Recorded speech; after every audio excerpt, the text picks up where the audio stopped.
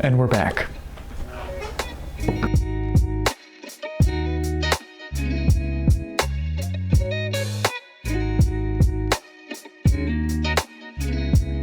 This seems to be kind of a common theme on my YouTube channel, where I make a video and then talk about how I'm gonna start making videos again, and then I don't. But this time I actually do have a valid reason as to why I didn't do anything last month, even though I promised that I would. So last month I had the really incredible opportunity to work professionally for the first time as a producer on a pretty large project that sort of ate up a lot of my time throughout the course of February. And this was one of the most challenging things I have done professionally so far, in many different ways. So ultimately, I just wanted to make a video about what I learned working as a producer. So the film industry, as you know,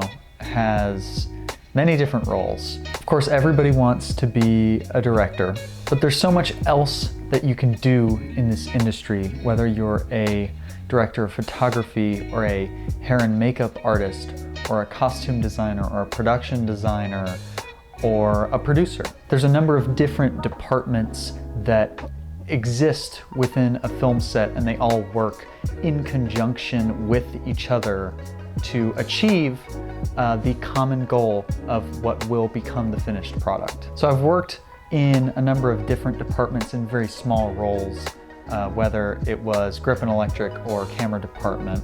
Eventually I sort of found a home in the production department. Now the production department will usually consist of all of the producers, executive, associate, what have you.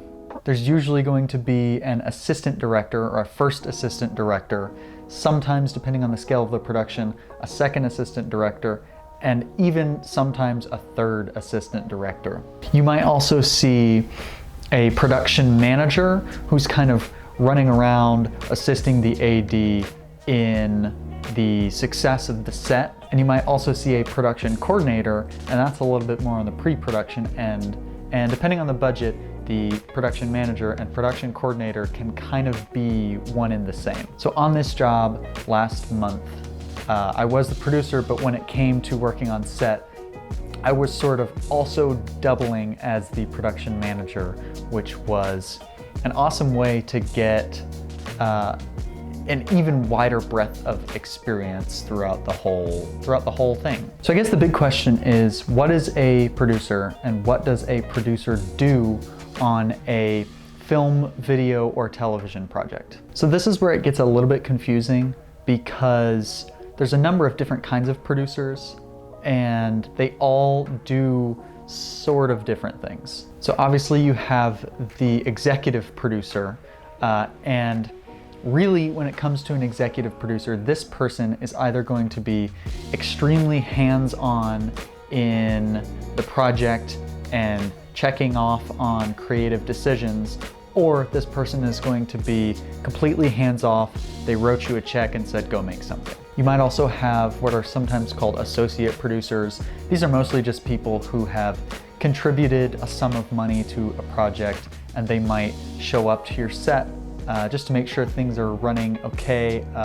An associate producer is most often nothing more than an investor. And then you'll have the sort of boots on the ground producers.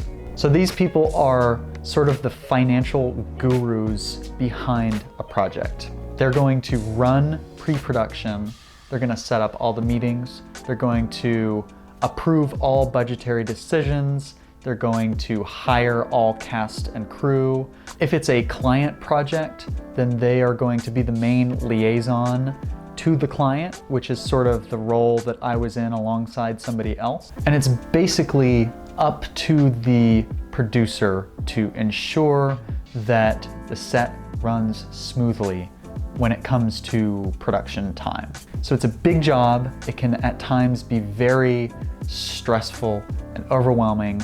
You have to be really good with people, you have to be really good with money, and you have to be very, very well organized. So I've been a producer before.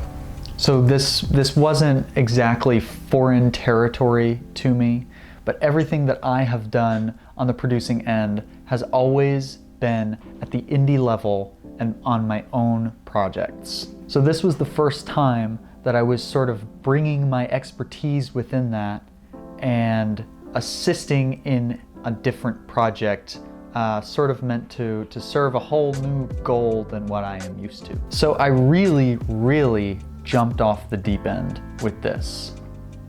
I'm very grateful to the colleague that hired me because he gave me just such a big and awesome opportunity to be able to do this with him. But I'm not gonna lie, I was having some imposter syndrome when it came to the scale of the production that we were working with. So I had a lot of challenges when it came to taking on this sort of role and this sort of project. One of the biggest ones was that this was, generally speaking, a larger budget than I have ever worked with personally. In the grand scheme of things, it was pretty small compared to other productions you might see out there. But in terms of my own expertise, it was miles higher than what I have worked with in the past. Thankfully, I had a lot of assistance and a lot of guidance, and most of what I was doing was tracking down things like locations, and I made a few hiring decisions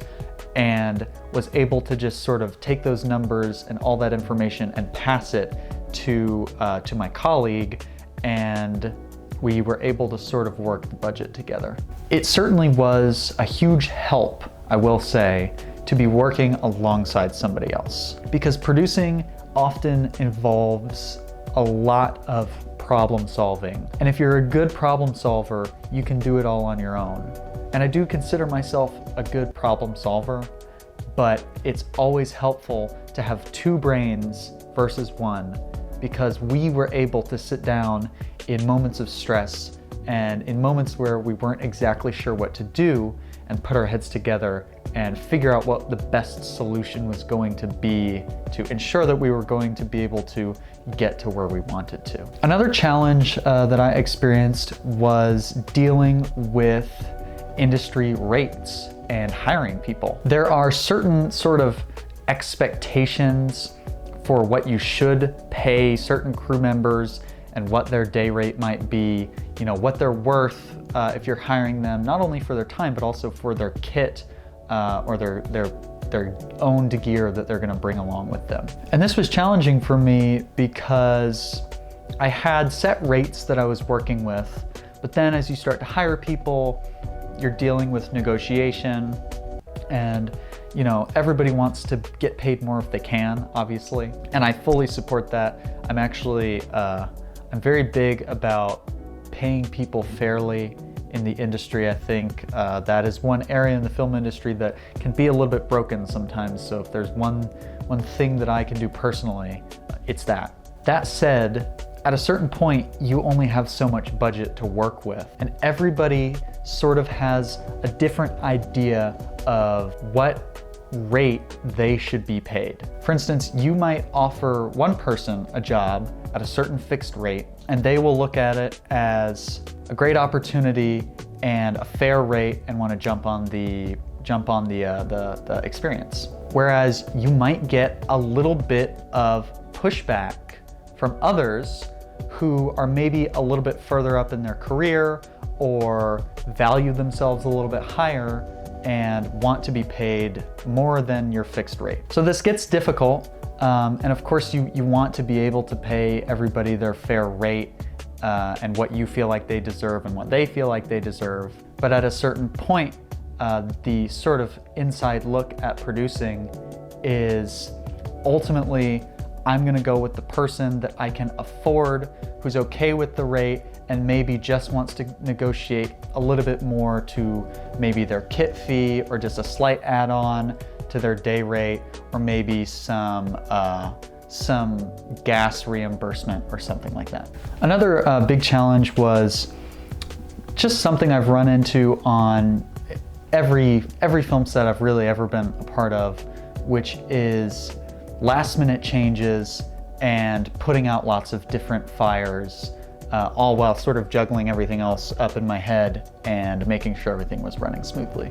For instance, we had a particularly hard time finding locations for this project. So when it came down to it, really in the days leading up to the production, we still hadn't locked a couple of locations, and it was massively stressful.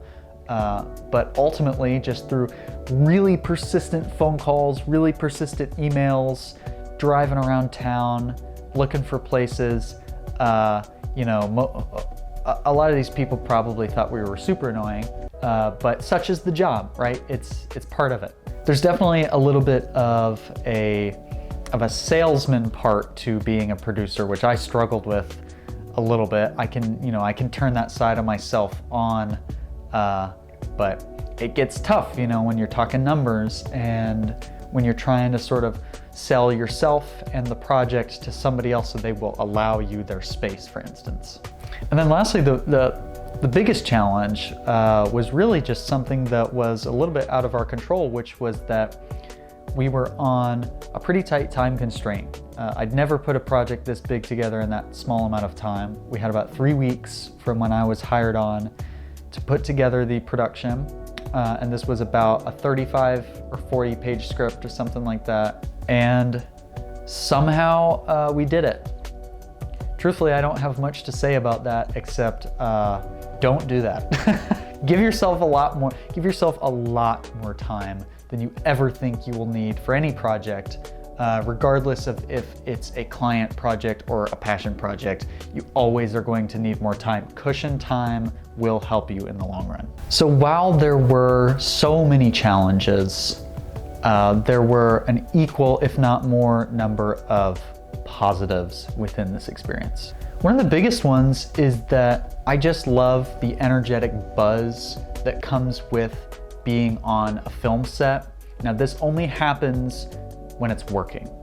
When it's not working, you are just in a ball of stress with like 20 other people. But when it's working and you find your flow, it's like nothing else in the world. I've heard this compared to basketball teams because there are some similarities when you think about a basketball team and when they find their flow and the passes are, you know, the way that they should be and everything's just working. This is the same feeling that you get when you're on a film set, that you've put together well, you've done the legwork, everybody knows what they should be doing, and everybody is doing their job well. I also just found such a strong sense of belonging within the production department. I've had a little bit of struggle in the past because I don't do too well in grip and electric, I don't do too well in a camera department, because I don't have much of a technical brain.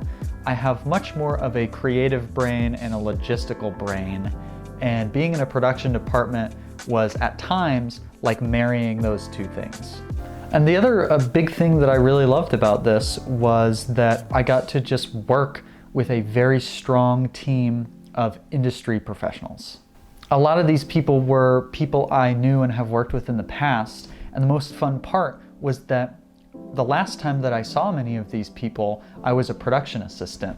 And so then I got to turn around and hire all of these people that I had met on other jobs because I'd seen them in action and I'd seen their expertise at work. This was one of the most challenging work experiences I have had to date. Simultaneously, it was also some of the most fun I've had working on anything. I really loved being a producer, and I hope I get to do it more in the future.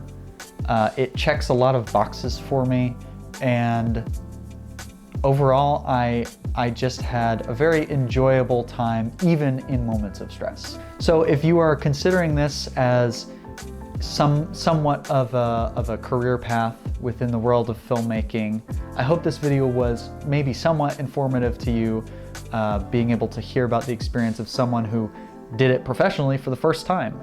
And I wish you all well in your continued journeys in filmmaking and in tackling the film industry. I really do enjoy doing these. I think I was calling this series Lessons in Filmmaking, so we'll say, thanks for watching Lessons in Filmmaking, episode 1, I think, because last one was episode 0, so we'll call this episode 1. And I hope you will join me hopefully next month when I have some new insights to impart in my continued filmmaking journey. So thanks for watching. If you like what you saw, obviously feel free to subscribe, throw me a like, share it with your friends if you want, and peace and love to you all, and I will see you later.